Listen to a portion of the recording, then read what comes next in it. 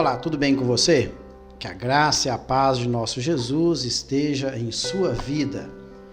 Hoje eu vou encerrar a minha exposição do capítulo 11 dos Atos dos Apóstolos. Eu já expus o capítulo até o versículo 26 e hoje eu vou estar encerrando aí os versículos que vai do 27 até o versículo 30. Interessante é que Lucas, ele insere na sua narrativa esse fato aqui que aconteceu. Um profeta que prediz uma fome e que realmente esta fome ela aconteceu. Isso nos dias do imperador Cláudio. Então veja que no início aí da igreja primitiva, a igreja ela contava com profetas, homens que recebiam de Deus uma revelação e a transmitia para a igreja. Creio que esses profetas aqui do Novo Testamento não tinha o mesmo peso de canonicidade como tinha os profetas do Antigo Testamento, como Malaquias, Jeremias, profeta Isaías, Daniel, Ezequiel e os demais profetas que escreveram parte do Antigo Testamento. Como Jeremias foi um profeta muito usado por Deus, trouxe revelações importantíssimas para o período ali pré-cativeiro, antes de acontecer o cativeiro babilônico. Ele trouxe a mensagem para o povo de Israel. Temos também o profeta Isaías. Isaías profetizou aí no ano 740 a.C. e ele foi um profeta messiânico. Temos Malaquias, o último profeta, e outros. Daniel foi um profeta de Deus que profetizou aí durante o período do cativeiro babilônico. Ele profetizou lá na Babilônia. Ezequiel também foi contemporâneo de Daniel. Ele profetizou entre os cativos que estavam ali no Império Babilônico.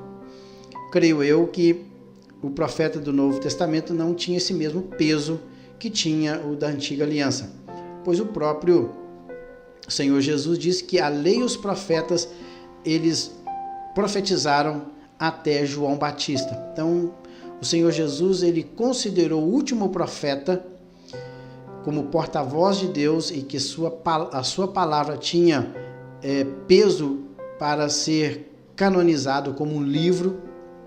Creio que foi João Batista. Apesar de que João Batista ele não deixou nenhum livro escrito, somente os evangelistas é que registraram as suas palavras. Agora, aqui no Novo Testamento, existia ainda profetas. O texto é muito claro. Naqueles dias, vamos ler então o texto. Naqueles dias, desceram alguns profetas de Jerusalém para Antioquia. Então, isso no período da igreja primitiva, existia esses profetas. E veja que não era somente um profeta, pois está no plural. Desceram alguns profetas. Então não era somente um, eram vários profetas. Não cita aqui quantos desceram, mas foram vários que desceram de Jerusalém e eles foram para a região ali da Antioquia. Lembrando que no período ali de Jesus e dos apóstolos da igreja primitiva, existiam duas Antioquias, a Antioquia da Síria e a Antioquia da Pisídia. Eu tenho um mapa e vocês podem ver que o lugar que está o mouse aí é a Antioquia da Síria. Está aí aproximadamente 400 quilômetros acima de Jerusalém. E lá na Pisídia, região da Pisídia, tinha a Antioquia, outra Antioquia que está aqui um pouco abaixo aí da região da Galácia. Tinha a região da Galácia, Bitínia, Ponto, e esse lugar central aqui era a Pisídia. Abaixo da Pisídia tinha Panfilha, Lícia, e Cilícia. Então, a Antioquia da Psídia está aí no meio. E os profetas que saíram aqui da região de Jerusalém, eles foram em direção à Antioquia da Síria. E quando eles chegaram lá, veja aí o que diz o versículo 28. E apresentando-se um deles, chamado Ágabo. Pelo nome Ágabo, nós entendemos que este homem era um judeu. O nome é de origem hebraica, que significa locusta. Pode ver que está aí as consoantes hebraicas que formam o nome do profeta Ágabo. E vem de locusta, que é Ágabo. Então era o Aleph, o Gimel, o Veit, o Vav e o Sim. São as consoantes aí que formam o nome do profeta Ágabo. E ele era um cristão. Ele tinha vindo de Jerusalém e agora chegou na região da Antioquia. E veja que dava a entender pelo Espírito, quem é o Espírito Santo, que estava para vir o quê? Uma grande fome por todo mundo. Todo mundo aqui não é todo o globo terrestre. Todo mundo aqui, o mundo romano, o Império Romano. E pode ver que ele fala que o qual sobreveio nos dias de Cláudio. Lembrando que o imperador Cláudio, ele subiu ao poder no ano 41 depois de Cristo, e ele reinou, seu império, período aí durou do ano 41 até o ano 54. No ano 54, Nero assume o poder. O imperador Cláudio, ele foi envenenado pela sua esposa Agripina, e após a sua morte, Nero assume o poder. Então, durante o período aí do reinado do imperador Cláudio, é que sobreveio esta grande fome. Segundo alguns historiadores, esta fome durou um período de aproximadamente quase 10 anos. E a região da Judéia, ela foi muito afetada por esta fome. Deu uma seca muito grande ali na região do Império Romano, que compreendia principalmente a Judéia. E os cristãos que habitavam nesta região da Judéia, eles padeceram bastante. Vocês podem ver que o próprio apóstolo Paulo, na sua carta aos Coríntios, ele cita lá que foi levantado o quê? Ofertas na região ali da Macedônia, na região da Acaia e também na região da Ásia. Foi levantado o quê? Ofertas, e essas ofertas elas foram destinadas a quê? A socorrer os cristãos que estavam ali na região da Judéia e que estavam padecendo grandemente. Eles foram afetados por esta fome que sobreveio sobre todo o Império Romano. E claro que eu também creio que esta fome não foi abrangente em todo o Império. O Império Romano ele era muito vasto. Ele começava desde a Espanha, ali o norte da África e também a região da Ásia. Tudo ali compreendia o quê? O Império Romano. Creio que foi mais afetado justamente ali a região da Judéia, da Síria, aquela região do Império. E os cristãos de outras regiões que socorreram os cristãos ali com as suas ofertas. Pode ver que Paulo ele faz isso. Na última viagem missionária de Paulo, ele leva esses recursos até Jerusalém. Então veja bem que mesmo no início da igreja primitiva, o Senhor usava pessoas para socorrer os necessitados. E além de levantar pessoas para socorrer os necessitados, Deus ainda, através do seu Santo Espírito, ele alertava a respeito daquilo que viria a acontecer. Não tinha acontecido ainda, mas o Espírito Santo alertou os cristãos que grande fome estava para vir em todo o mundo romano. E ele diz aí, o qual sobreveio. Então ele falou algo que ainda não tinha acontecido, mas que realmente esta fome, ela veio durante o período do imperador Cláudio. A palavra grega aí, nós podemos ver aí, a palavra grega dava a entender, significa dar um sinal, indicar, tornar conhecido. Ou seja, o Espírito Santo, ele tornava conhecido dos cristãos que ali estavam que uma grande fome viria ali naquela parte do Império Romano. E no versículo 29, os discípulos, ao serem informados através do Espírito Santo que grande fome estava para vir, o que eles fizeram?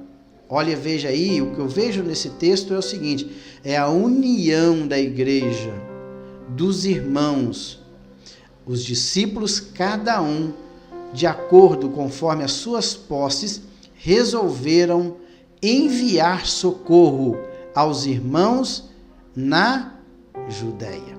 Pode ver que a citação está aí, primeira carta de Paulo aos Coríntios, no primeiro dia da semana, cada um de vós ponha de parte o que puder ajuntar, conforme a sua prosperidade, para que não se façam as coletas quando eu chegar.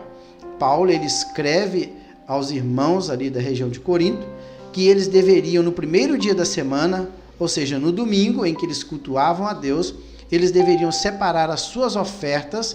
Para quê? Para que quando Paulo chegasse lá em Corinto, toda a oferta já tivesse sido o quê? Coletada. Ele enviaria essas ofertas para quem? Para os irmãos que moravam na região da Judéia, que essa região foi a mais castigada. E também o maior número de cristãos estavam concentrados aonde? Na região da Judéia, em Jerusalém. Através da pregação dos apóstolos, muitos judeus se converteram a Cristo. Pode ver que na primeira mensagem de Pedro, no dia de Pentecostes, 3.000 almas se renderam aos pés do Senhor. E depois outras prédicas, pessoas foram vindo aos pés do Senhor, muitos cristãos. Diz ainda o texto em Atos, no mesmo livro que nós estamos meditando, é que o Senhor acrescentava a cada dia aqueles que realmente deveriam ser salvos. E como a concentração de cristãos era muito grande na região da Judéia, os irmãos de outras regiões que talvez não sofreram tanto com a fome como os irmãos da Judéia, eles resolveram o quê? Enviar socorro aos irmãos que moravam na Judéia. Tem uma referência também em 2 Coríntios, segunda carta de Paulo aos Coríntios, capítulo 8, versículo 4. Pedindo-nos com muito rogos que aceitássemos a graça e a comunicação deste serviço que se fazia para com os santos. Eles levantaram essas ofertas. Eles pediram, quem? Os coríntios, eles imploraram para que Paulo permitisse que eles ajudassem os irmãos que estavam na Judéia. Também, em 2 Coríntios, capítulo 9, versículo 1, quanto à administração no que se faz a favor dos santos, não necessito escrever-vos, porque Paulo já tinha falado que na sua primeira carta, eu já falei na primeira carta a respeito das ofertas que devem ser levantadas para ajudarem os irmãos que estão na Judéia. E na segunda carta, eu não preciso mais de falar sobre isso, vocês já estão sabendo. E para encerrar a nossa meditação, o que eles com efeito fizeram. Olha aí, o que eles com efeito fizeram, enviando aos presbíteros por intermédio de Barnabé e de Saulo. Eles levantaram uma oferta para ajudarem os irmãos ali da Judéia, os irmãos que estavam ali na região da Síria, a região da Caia, da Macedônia, ali em toda a região da Ásia Menor, as igrejas que estavam ali, elas levantaram recursos e esse recurso ele foi enviado por intermédio de Barnabé e de Saulo. E pode ver que o próprio Paulo, ele fala em Gálatas 2:10, recomendamos-nos somente que nos lembrássemos dos pobres, o que também procurei fazer com diligência. Paulo cita isso, olha, ajudar os necessitados. Eu procurei sempre fazer isso. E o que Paulo fez? Ele enviou cartas solicitando aos irmãos que coletassem as ofertas da igreja e que este recurso fosse enviado ali para a região da Judéia. Então, o que nós podemos aplicar aqui destes versículos a respeito da fome que foi predita pelo profeta Ágabo? O que nós entendemos aqui é que a igreja primitiva, ela era uma igreja unida. E antes de algo acontecer, o Espírito Santo já comunicava aos seus santos a respeito do fato que deveria acontecer e que eles, ao saberem deste fato, de algo que ia acontecer, eles pudessem o quê? Se precaver e levantar recursos para ajudar aqueles que precisariam de suas ajudas. Pode ver que neste caso aqui, os irmãos foram alertados que esta fome viria e diante desta informação, toda a igreja, com uma somente, num só propósito, eles levantaram recursos para socorrerem os irmãos necessitados que estavam na região da Judéia. Então veja aí que no início da igreja, a igreja era unida num só propósito, um ajudando o outro. Que a igreja, nesses últimos dias que estão vivendo, possa ser uma igreja unida em torno da pessoa de Jesus e que um possa ajudar o outro nas suas necessidades. Que Deus em Cristo o abençoe. No próximo vídeo eu estarei entrando no capítulo 12 do livro dos Atos dos Apóstolos. Que Deus em Cristo o abençoe e até lá.